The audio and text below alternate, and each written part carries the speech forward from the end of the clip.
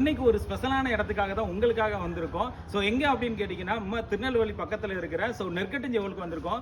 இந்தியாலேயே ஆங்கில எதிர்த்து போர் புரிஞ்ச முதல் மன்னரான பூலித்தேவர் அவர்களோட நினைவிடத்துக்கு தான் நம்ம இங்க வந்திருக்கோம். ஸோ மணிமண்டபத்துக்கு.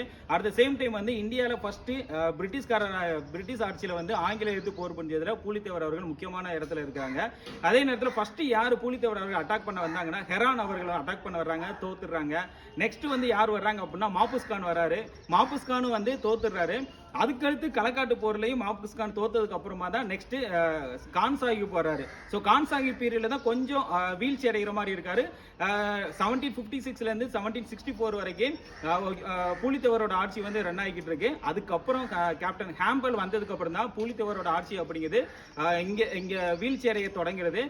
இந்த நெற்கட்டுஞ்செவல் அப்படி கிழக்கு பாளையமா மேற்கு பாளையமா அப்படின்னு உங்களுக்கு தெரிஞ்சுன்னா கமெண்ட் செக்ஷன்ல கமெண்ட் பண்ணுங்க.